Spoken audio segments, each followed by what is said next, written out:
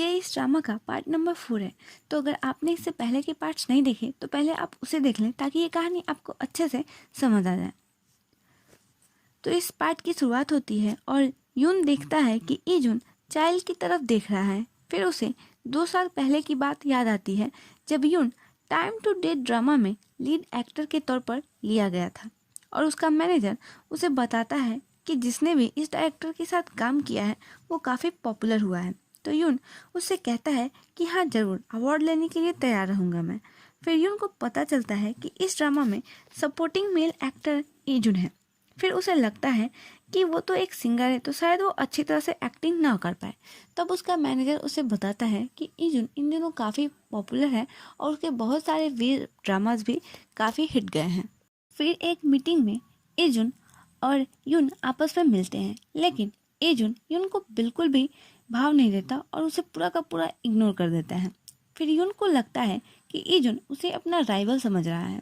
फिर जब time to date drama की शूटिंग होती है तब इजुन इतनी अच्छी एक्टिंग करता है कि वो काफ़ी फेमस हो जाता है, लीड एक्टर से भी ज़्यादा, और अवार्ड भी इजुन को ही मिलता है और यून के सारे सपने चकनाचूर हो जाते हैं। फिर भी यून इजुन को बधाइयाँ देता है और तभी से यून इजुन से बदला लेना चाहता है। फिर सीन प्रेजेंट में शिफ्ट होता है जहाँ यून जानबूझकर चाइल्ड के करीब जाने की कोशिश करता है कि क्योंकि इजुन चाइल्ड की तरफ देख रहा होता है। फिर इजुन गुस्से में अपना फेस टर्न कर लेता है। चाइल्ड को भी कुछ समझ नहीं आ रहा होता है कि आखिर ये पागल यून करना क्या चाहता है। फिर चाइल्ड उसे खुद से दूर करती है तो यून उससे सॉरी कहता है और बताता है कि मैं तुमसे बहुत दिनों बाद मिला हूँ, इसलिए मैं तुम्हें देखकर काफ़ी खुश हो गया था, इसलिए मैंने तुम्हें हक कर लिया। फिर चाइल्ड यून को माफ़ कर देती है।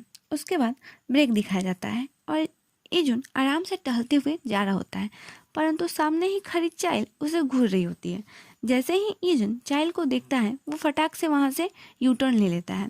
फिर चाइल्ड को अपनी कार में बैठे दिखाया जाता है तो उसका मैनेजर उससे पूछता है क्या अभी भी उसे हेडेक हो रहा है। तो चाइल्ड मना करती है कि नहीं, मैं तो बिल्कुल ठीक हूँ और मुझ में तो अपार ऊर्जा का संचार भी हो रहा है। फिर चाइल्ड मन में कहती है कि तभी से जब से उसने मुझे बाइट किया है, मतलब इसे भी पता है लेकिन ये एक्सेप्ट नहीं करना चाहती है। फिर चाइल्ड सोचती है नहीं नहीं, ऐसा नहीं हो सकता, ये बस एक कोइंसिडेंस है। फिर चाइल्ड का मैनेजर उसे बताता है कि मिस किम उसे अपने नेक्स्ट प्रोडक्शन में लीड एक्ट्रेस के तौर पे लेना चाहती हैं, लेकिन हाल ही की कंट्रोवर्सी की वजह से उन्हें कन्विंस करना थोड़ा सा मुश्किल है, इसलिए मैंने फ्राइडे आफ्टरनून में एक मीटिंग रखी है, तो तुम प्रिपेयर होकर जाना, शायद वो तुम्हें वहीं पे साइन कर लें। फिर चाइल्ड बहुत ही ज़्यादा हैप्पी हो जाती है और कहती है कि वो अपना बेस्ट देगी। फिर सीन शिफ्ट होता है और चाइल्ड अपने घर में बैठी स्किन केयर कर रही होती है, लेकिन बार बार उसके मन में एजुन के बाइट करने वाले सीन की याद आ रही होती है।